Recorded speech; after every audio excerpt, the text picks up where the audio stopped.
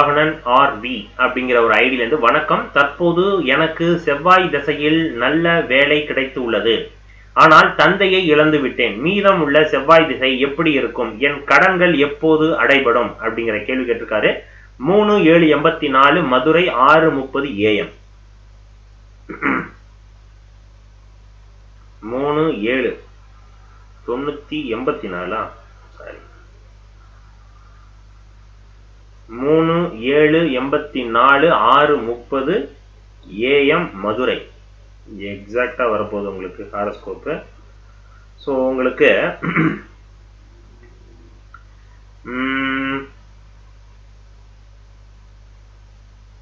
சரி, மிதுன லக்னம் அண்ட் சிம்ம ராசி, மகம் நட்சத்திரம் 3ஆம் பாதம். இப்ப நடக்கும் திசை செவ்வாய் திசை. ஓகேங்களா? செவ்வாய் திசை 2022 மேலேருந்து ரன் ஆகிட்டு இருக்குது. செவ்வாய் திசை 7 வருடங்கள் 2029 வரைக்கும். செவ்வாய் திசையில செவ்வாய் புத்தி முடிஞ்சு ராகு புத்தி முடிஞ்சிருச்சு. ஸோ இப்போ குரு புத்தி ரன் ஆகிட்டு இருக்கு. செவ்வாய் திசை குரு புத்தி 23 இந்த நவம்பர்ல இருந்து இந்த 2024 அக்டோபர் வரைக்கும் உங்களுக்கு குரு புத்தி. செவ்வாய் திசை குரு புத்தி. இதுக்கு முன்னாடி நடந்த ராகு புத்தி, சரிங்களா?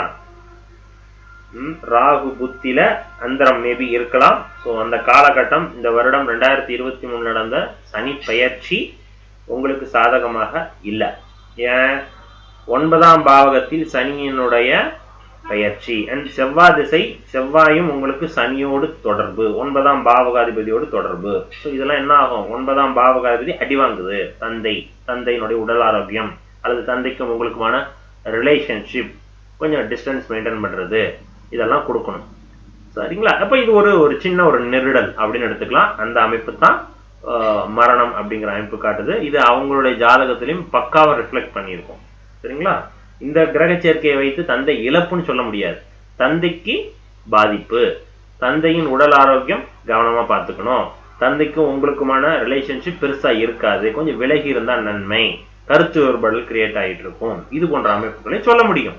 ஆனா இது கடினமான ஒரு எக்ஸ்ட்ரீம் லெவல் கொடுக்கக்கூடிய ஒரு மரணத்தை கொடுக்குது தந்தைக்கு. அப்படிங்கும்போது அந்த காலம் நேரம் எந்த டயத்துல இந்த சம்பவம் நடந்துச்சு, கோச்சாரத்துல கிரகங்கள் எங்கெங்க, சூரியன் எங்க இருந்தாரு, சனி அந்த இடத்துல எங்க இருந்தது, இது தந்தையோட ஜாதகத்துல பக்காவா சேர்ந்துருச்சு அப்படின்னா உங்க ஜாதகத்துல கன்ஃபார்மா அது அந்த ரிஃப்ளெக்ஷன் என்ன ஆகும்? மரணம் அப்படிங்கறது தெளிவா காட்டிடும். ஸோ அதனால சனி செவ்வாய் திசை தொட்ட உடனே உங்களுக்கு இந்த தந்தையினுடைய ரிலேஷன்ஷிப் சரியில்லை அப்படிங்கிறது தெளிவா காட்டுது. ஓகேவா? ஸோ அதனால அதோட நிப்பாட்டிக்கலாம். இப்ப இந்த செவ்வாயினுடைய திசை நல்ல வேலையை கொடுத்துருக்கு. ரைட், ஓகே, நல்லா புரிஞ்சுக்கங்க. இந்த ஜாதகத்துல செவ்வாய் சனி சேர்க்கை 5ஆம் பாவகத்துல உட்கார்ந்து இருக்குது. புரிஞ்சுக்கிட்டீங்களா? நல்லா புரிஞ்சுங்க. இந்த சனி செவ்வாய் எப்பவுமே ஒரு ஜாதகத்துல இருந்ததுன்னா ஜாப்ல சாட்டிஸ்ஃபேக்ஷனை கொடுக்காது. அண்டர்லைன் பண்ணிக்கங்க. ஓகேவா? இந்த ஜாதகத்தில் சனி செவ்வாய் சேர்க்கை பெருசா நல்ல வேலையில நிம்மதி, பிடிச்ச மாதிரியான வேலை அப்படிங்கறத கொடுக்காது உங்களுக்கு. எனக்கு என்ன பண்ணுறீங்க? எனக்கு செவ்வாய் திசைக்கு நல்ல வேலை அப்படிங்கிற அண்டர்லைன் பண்ணிக்கிறீங்க. ஓகேவா? அப்ப இதுக்கு காரணம் என்ன? ஸோ கோச்சார கிரகத்தினுடைய குரு பெயர்ச்சியினுடைய இடப்பெயர்ச்சி, குரு பெயர்ச்சியினுடைய பார்வை, இது கூட ஒரு காரணம். சரிங்களா? இதுக்கு முன்னாடி நடந்தது செவ்வாய் திசையில் ராகு புத்தி.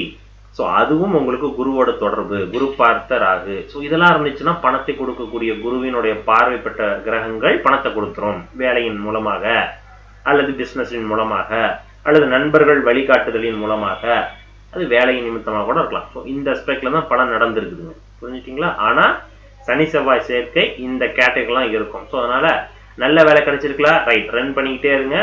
வேலையை மட்டும் விட்டுறக்கூடாது.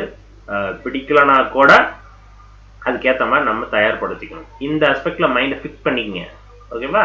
எதுவா இருந்தாலும் நான் ரன் பண்றேன் அப்படிங்கறதுல நீங்க செட் பண்ணிட்டீங்கன்னா தி பெஸ்ட்லயும் பெஸ்ட் கிடைச்சாலும் ஓகே, நார்மலா கிடைச்சாலும் ஓகே அப்படிங்கிற கேட்டகரிக்கு வந்துட்டீங்கன்னா போதும், ஒன்றும் பிரச்சனை கிடையாது. சரிங்களா? ஸோ மயில் வாகனம் அந்த அஸ்பெக்ட்ல போயிடுங்க. சரி, இப்ப இதுக்கு மேல இருக்கக்கூடிய கிரக சேர்க்கை என்ன பண்ணும்? இதுதான் கேள்வி. உங்க ஜாதகத்தில் குருவினுடைய புத்தி ஸ்டார்ட் ஆகுது, ரன் ஆகிட்டு இருக்குது. குரு 7ஆம் பாவகத்தில் பாதகாதிபதி பலமா இருக்கிறார், இருந்தாலும் வக்ரமாய் நிற்கிறார். அந்த சனியினுடைய பார்வை பெருசா தொந்தரவு பண்ணாது, கவலைப்படாதீங்க. இதே மாதிரி தான் போக போகுது.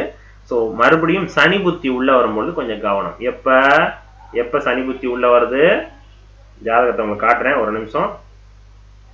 சனி புத்தி இந்த அக்டோபருக்கு அப்புறம். சரிங்களா? இந்த அக்டோபருக்கு அப்புறம் கவனமா இருந்துக்கணும். ஓகேவா? அக்டோபர் வரைக்கும் ஓகே. ஆஃப்டர் அக்டோபருக்கு அப்புறம் கொஞ்சம் மறுபடியும் சனி செவ்வாய் காம்பினேஷன்ஸ் உள்ள வருது. வேலையில கொஞ்சம் கொஞ்சம் ஒர்க் ப்ரெஷரோட வேலை செய்யற மாதிரியான அமைப்பை கொடுக்கும். ஓகேவா? அதை மட்டும் கவனமா பார்த்துங்க. குரு புத்தி இந்த அக்டோபர் வரைக்கும் நல்லா அப்படியே போகும், கவலைப்படாதீங்க. ஓகேவா? ஸோ ஜாதகம், உங்க ஜாதகத்தை நான் காட்டவே இல்லைல்ல, காட்டாமையே பேசிக்கிட்டு இருக்கிறாங்க அப்படிங்க. சரி ரைட், இதுதான் ஜாதகம் சார். உங்க ஜாதகத்துக்கு இந்த சனி செவ்வாய் சேர்க்கை பெருசா நன்மை கொடுக்காது. நல்லா புரிஞ்சுக்கிங்க. இந்த சனி செவ்வாய் சேர்க்கை பெருசாலும் நன்மை கொடுக்காது. இருந்தாலும் செவ்வாய் 11ஆம் பாவகாதி தானே, 11ஆம் இடத்தை பார்க்குதே, ஆனா சனியோட சேர்ந்து நிக்குது. இதுதான் முக்கியம். சனி 16, செவ்வாய் 19. இந்த கிரக சேர்க்கை என்னதான் இருந்தாலும் அவங்க 2 பேரும் நல்லவங்க கிடையாது, சனி செவ்வாய். அந்த அஸ்பெக்ட்ல நீங்க பார்க்கணும். ஸோ அதனால சனி செவ்வாய் பெருசா நன்மை கொடுக்காது. அப்படி நன்மை கொடுத்துருக்குன்னா கோச்சார கிரகத்தினுடைய பார்வை, அது ஒன்று தான், வேற ஒன்றும் இல்லை. ஓகேவா? ஸோ இந்த அக்டோபர் வரைக்கும் ஓகே. ஆஃப்டர் அக்டோபருக்கு அப்புறம் சனி புத்தி தொடும் பொழுது கவனமா இருந்துக்கணும். சரிங்களா? ரைட். குழந்தையின் உடல் ஆரோக்கியம், மென்டலி ஸ்ட்ரெஸ், வேலைகளுடைய ஒர்க் ப்ரெஷர் அதிகம், இது போன்ற அமைப்புகள்லாம் சில விஷயங்களை காட்டும். அதில் கொஞ்சம் கவனமாக இருக்கணும். சரிங்களா? ரைட். எப்போல்லாம் செவ்வாய் திசை கிராஸ் பண்ணணும், நீங்கள் முழுசாக செவ்வாய் திசை முடிஞ்சிச்சுன்னா அதுக்கப்புறம் நல்லா இருக்கும். ஓகேங்களா? நன்றி.